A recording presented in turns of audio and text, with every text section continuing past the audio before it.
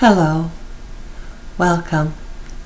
If you are reading this right now, I am assuming you are suffering from some emotional pain due to an upset, loss, or bad thing that happened in a relationship, and you would like some help dealing with that.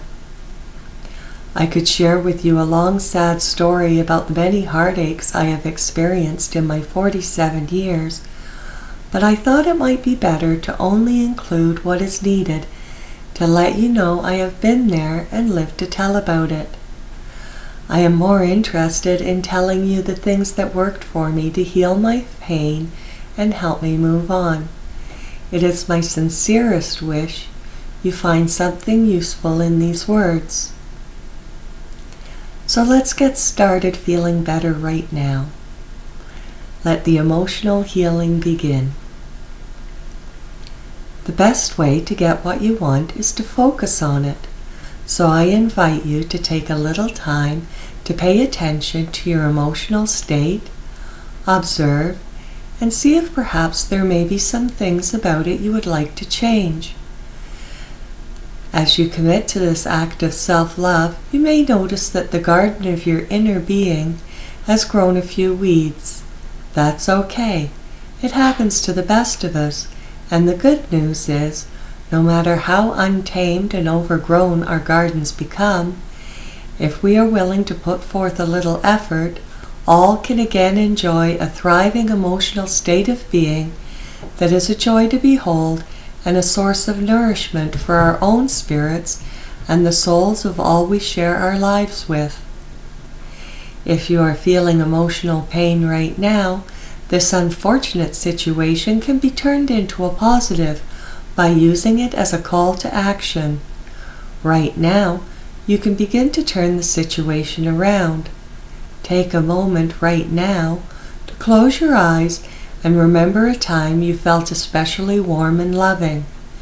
Fill in as many of the details as you can. What did you see, hear, feel both physically and emotionally? Smell, taste, think. As you do this, focus on the warm and loving feelings you are having. This feeling will heal you and your relationships. If you would like warm and loving relationships, it begins with feeling warm and loving yourself. I know this can be difficult when dealing with people who are not being how you would like them to be. But this isn't about them right now. This is about you, your healing, and your emotional comfort and joy. If we wait for other people to behave themselves, we might have a very long wait. They will change as we change, or not. When our own house is in order, other people's mess becomes less important. Another powerful tool for emotional change is excitement or positive anticipation. Look forward to a time when you are healed, happy, and whole. Fill in as many details as you can. Go over a list of your senses as well as your thoughts and emotions, and even other people's new reactions to you if you would like. Make this as real as possible to you right now, and believe that this miracle has happened to millions, maybe even billions of people just like you, and there is no reason why you are so different. This is very doable and wonderful. You are becoming an everyday miracle. Take a moment to feel excited about your transformation, because this feeling will heal you. As you read this and do these simple and very powerful exercises, you may want to make a list of the emotional states you wish to cultivate to aid you in becoming the kind, caring, compassionate, and strong emotional being that is awakening in you right now. This person has always been there inside of you, just near the surface, sometimes more active than others, and now is the time you can learn to access and become this person whenever you choose. Keeping track of the emotional states that trigger your higher self on paper moves your work from the realm of thought and imagination to hard copy outside world reality. Determination is the cement that holds your new home together. This means you make a commitment to your relationship with yourself that is as solid as a commitment you may make with a loved one. You won't be perfect, you will make mistakes, and you will improve. Even if it's just a little bit, feeling how you are on the mend and heading in the right direction is uplifting and encouraging. Take some time to treat yourself as if you were your own child and thrill to how you are growing every day. You wouldn't give up on your child for having a mistake or a setback. Give yourself the same courtesy.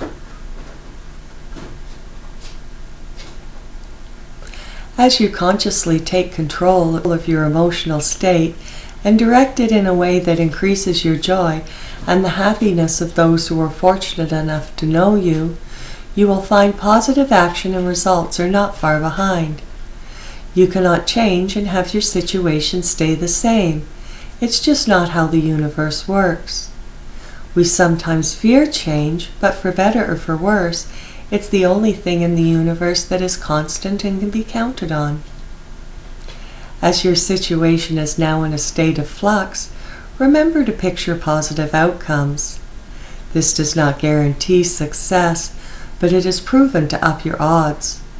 Why waste time being fearful? How many times have we lived in fear of things that never happened? Cultivate cheerfulness and your sense of humor.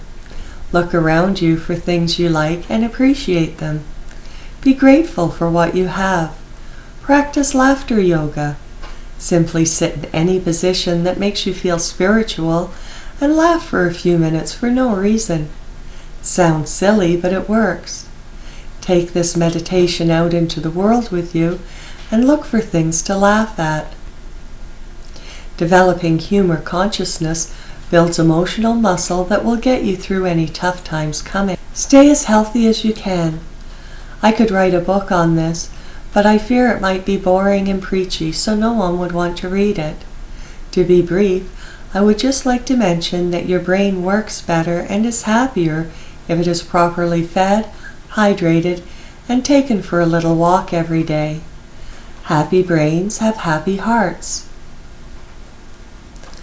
We all have a need to matter, to mean something, to be important to a person, a few people, or the world. If you have lost someone, you may feel you have lost some of your importance. I can tell you you are more important than you know just by being, but it may be more helpful for you to help yourself build your self-esteem by just noticing how many opportunities you have in a day to make a difference. Even if it's just a little bit, it matters. Be kind. Smile at people. Hold a door open. It all adds up. This could be a great time to take on a new task or a new direction. Think for a moment. If you could do anything you wanted with your life and failure didn't matter, what would you do? Have you lost someone who was holding you back from living your dreams? Are you free now to be and do? Months or years from now, are you going to see this as the best thing that ever happened to you? Hard to imagine now, but try anyway. Leave yourself open to these possibilities. When imagining your new life, learn from this ancient wisdom. Any success that doesn't come from contributing something positive to the world will ultimately leave you feeling empty and desolate. Great healing is visited upon people who cultivate a sense of contribution. Giving back will fill you up and helps close the void. I do not push sacrifice here. Don't overextend yourself. This should be easy. This can be fun. As you are cleaning and renovating your emotional house, you may notice there are people in your life that are causing you difficulty. These people are your greatest teachers. What the lessons are is up to you. In your heart, you will know what it is you need to learn. You may need to learn to let someone go, or to let go of a resentment. You may need patience, acceptance, or to be able to stand your ground without being angry or aggressive. Whatever it is you need to practice with, these people are there for you to practice on. How nice of them to show up. As long as you are not being abusive, don't be upset if you ruffle a few feathers. Nobody is holding a gun to their heads and making them play with you. To be successful in healing, it is important to keep our own mental health and peace of mind as our primary goal and claim our inner calm as our God-given right. Just by existing, we are worthy of this feeling. It doesn't matter what you have done in the past. Today is a new day. You are a good person who is allowed to make mistakes. Give yourself permission to be human, and know that life is a trial and error proposition for all living things, yourself included. You deserve to be happy. If you have had difficulty in your relationships, you may have come to believe that chronic anger and emotional upset is a normal and inevitable part of life, and this state of being has become acceptable to you. You may have tried in the past to push it down like a beach ball in the ocean only to lose control of it and have it come rushing back to the surface again. Certain people may be more likely to cause these reactions than others. Some people just push your buttons and you can't help but blow, cry, or do something you don't want to do. Many people can be manipulative, crass, and/or unconcerned. Remember, as you share your journey with them, they are going to give you the opportunity to learn how to deal with them from a position of emotional strength or let them go. The pushy, the bossy, the correctors, and the advice givers can also be a challenge. They think they know what is best for you and are not shy about keeping you up to date about how you are. Your ego flares at these people, and you want to let them know that you are the right one and will do as you please. Your higher self wants peace. Key into your higher self and hold firm to the notion that your inner peace is yours and yours alone. Don't jump into the game. You know yourself as a good person and have no need for any symbolic victory. Simply thank them for their advice and then do whatever you feel is best for you. Work on positive psychology. This idea isn't new. In fact, it is ancient, but it is making a comeback after medications and traditional psychotherapy have failed so many of us. I have learned so much from this approach that studies mental health as opposed to mental illness. Harvard, Penn State, and UCLA are teaching this stuff, to name a few. Eventually, what myself and so many like-minded individuals are telling you here will become the norm, and I look forward with great optimism to what the future has in store for us. We may seem a little quirky, but we are doing something that works, and we will have to be patient while the rest of the world is catching up. This isn't, let's just force ourselves to be happy. This works, and it changes lives. This is why I love what I am doing right now so much. I feel I am contributing. I am making a difference. I am fulfilling one of my greatest human needs, and I cannot describe how honored and grateful I am right now that you are reading this. I contrast this with how it was for me 10 years ago. I was doing very well for myself, but I was not happy. If someone were to ask me if I was happy, I would have answered in the affirmative.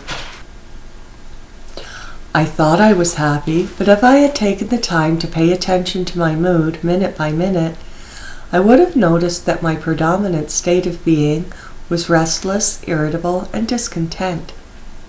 I thought I was happy, but I very rarely felt that emotion. The situation was to get much worse before it would get better, and I am glad I did not know what was in store for me, for I think I might have killed myself. My discontent grew to misery. I felt trapped in a lie. I had no idea how much my own negative mindset was contributing to the problem.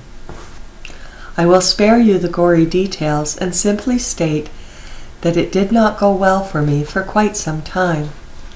Today, I no longer have the handsome husband, the house in the suburbs, the car, the pool, etc. But I do have this feeling of intense satisfaction in my belly, and I feel less lonely and more safe than I ever have before in my life. I owe this feeling to the positive psychology movement, and I found it here on YouTube. I learned, even in the most difficult of circumstances, we can find something that works to turn things around. This moment can be a pivot point for you, where your life takes on a whole new meaning and direction, or you could already be well on your way. Either way, I am honored and thrilled to be with you right now. Life is wonderful. If I sound a little too excited to be sitting here on my couch typing after midnight, because that is one of the only times it is quiet around here, please let me explain. We see and focus on what we think about. As I see you reading this, and it's okay, brains don't know the difference between the real and the imagined, so if I imagine you there, it still works. I feel how wonderful it is, and that sense of awe and wonder is being hardwired into my neural net, and I am programming myself to receive more of it. As I check out what the new stuff is the universities are teaching, I have found I am not as unusual as I thought. I thought I must be beyond help. Pills, therapy, and 12-step programs didn't do me much good, but I have learned that the statistics on these interventions are dismal at best. One thing that is a bright and shining star on the horizon is meditation. This is proven to change the structure, function, and chemistry of your brain, all for the better. It is so simple. Sit for a few minutes every day and focus just on you, here, now. Whenever your mind begins to wander, this is your cue to bring your focus back to you, here, now. This will heal you. It has been scientifically proven to be the best thing going. Relationships are not usually easy and are usually hard work, but to keep ourselves working in the right direction, the me, here, now principle can keep us from working in the wrong direction. Focus on keeping your efforts directed towards your own thoughts, feelings, and actions, and resist the need to control others. When you are with someone, be present. You are not at work, with someone else, or somewhere else. You are with them, so give them your attention. The time is now, so no need to dig up past resentments or tell them all the crappy things they are going to do to you in the future. This isn't easy, but it has its own rewards. Try it. Make it fun. To improve your life and make it better for you, you may want to set some goals. Be careful to have these be things that are liberating for you in the here and now, and not senseless taskmasters that must be served or you will suffer humiliating failure. To think, okay, now I know where I'm headed, I can focus on the details of today, is more enjoyable.